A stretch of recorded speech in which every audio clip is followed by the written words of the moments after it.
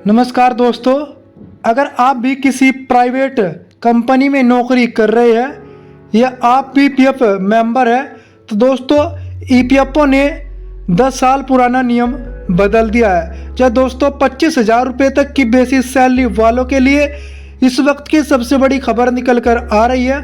अगर आपको भी 25,000 रुपये तक की सैलरी मिलती है, अगर दोस्तों आप भी किसी प्राइवेट कंपनी में नौकरी करते हैं और आपकी सैलरी से भी पीएफ कटता है और आप ईपीएफओ की पेंशन यानी ईपीएस 95 के सदस्य हैं, तो दोस्तों इस वीडियो को अंत तक जरूर देखिएगा, क्योंकि दोस्तों ईपीएफओ ने एक बहुत बड़ी अपडेट दी है। ईपीएफओ की वेतन सीमा को लेकर एक बड़ा प्रस्ताव सामने आया है। लंबे समय से 15,000 रुपये की सीमा चली आ रही है और अब इसे बढ़ाकर 25,000 प्रति माह करने की तैयारी की खबर सामने आ रही है। लेकिन दोस्तों यहाँ सबसे ज़रूरी बात यह है कि यह बदलाव अभी अंतिम रूप से लागू नहीं हुआ है। रिपोर्टों के अनुसार प्रस्ताव को वित्त मंत्रालय स्तर पर मंजूरी मिली है, लेकिन इसे लागू करने के लिए आगे की मंजूरी और आधिकारिक सूचना जारी है। तो आखिर 25,000 रुपये की यह सीमा क्या है? दोस्तों इसका फ़ायदा किन कर्मचारियों को मिलेगा, पीएफ में कितना अंतर आएगा और ईपीएस पेंशन पर इसका क्या असर पड़ सकता है, और क्या 25,000 बेसिक सैलरी वालों के लिए हर कर्मचारी की पेंशन सीधे बढ़ जाएगी? इन्हीं सभी सवालों का जवाब दोस्तों आज इस वीडियो में हम आसान भाषा में समझने वाले हैं। वीडियो को अंत तक जरूर देखें, क्योंकि दोस्तों इस खबर में सबसे ज़्यादा भ्रमक पीएफ की वेतन सीमा और पेंशन की गणना को लेकर है। सबसे पहले समझिए पुराना नियम। दोस्तों ईपीएफओ में वेतन सीमा को आखिरी बार सितंबर 2014 में 6,500 से बढ़ाकर 15,000 रुपये किया गया था, यानी करीब एक दशक से ज़्यादा समय से 15,000 रुपये की सीमा महत्वपूर्ण बनी हुई है। मौजूदा व्यवस्था में 15,000 तक की निर्धारित पीएफ वेज वाले कर्मचारियों के लिए ईपीएफ या ईपीएस की अनिवार्य कवरेज का नियम लागू होता है। अगर दोस्तों किसी कर्मचारी की बेसिक सैलरी इस सीमा से अधिक है तो उसकी स्थिति अलग हो सकती है और कुछ मामलों में उसे पीएफ में शामिल करने के लिए अलग व्यवस्था या ऑप्शन लागू होते हैं। अब सरकार के स्तर पर इस सीमा को 15,000 से बढ़ाकर 25,000 करने का प्रस्ताव में बहुत सी चर्चाएं तेज हो रही है। दोस्तों 25,000 की सीमा बढ़ाने का मतलब आखिर क्या है? मान लीजिए किसी प्राइवेट कर्मचारी की पीएफ के लिए मानी जाने वाली सैलरी 20,000 या 25,000 है।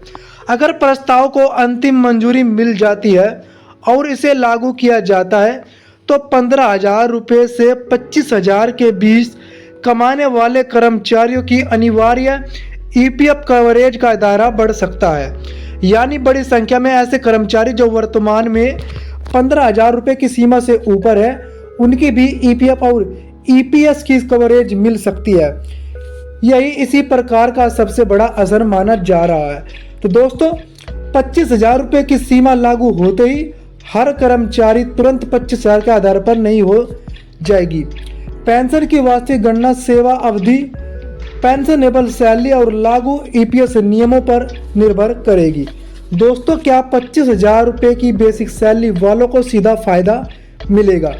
यहाँ बहुत से कर्मचारी गलती कर रहे हैं। सिर्फ यह सुनकर कि आपकी बेसिक सैलरी 25,000 है, यह मान लेना कि आपकी पेंशन तुरंत बढ़ जाएगी सही नहीं है।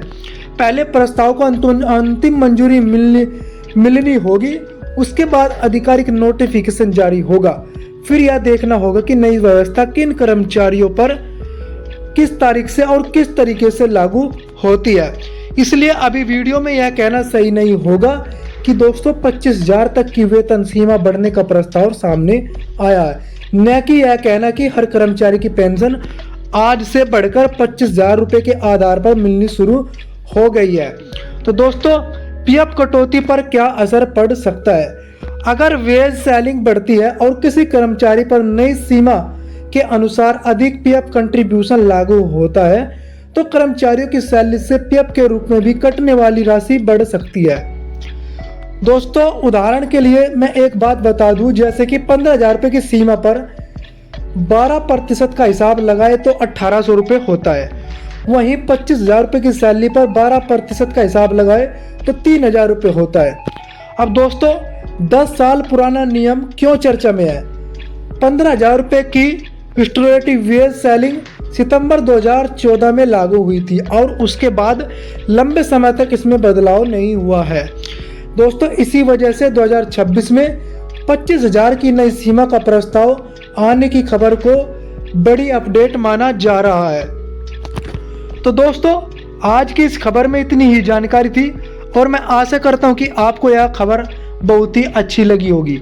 और दोस्तों ज़्यादा से ज़्यादा इस वीडियो को लाइक भी कर देना और ज़्यादा से ज़्यादा सभी प्राइवेट नौकरी करने वालों को और सभी पीएफ मेंबरों के साथ इस वीडियो को ज़्यादा से ज़्यादा शेयर करें। अगर आप इस चैनल पर पहली बार आ रहे हो तो दोस्तों चैनल को सब्सक्राइब भी करते जाना और हमें इस वीडियो में कमेंट करके जरूर बताएं कि आपको यह वीडियो कैसी लगी। और दोस्तों मिलते हैं नई वीडियो के साथ, तब तक के लिए धन्यवाद।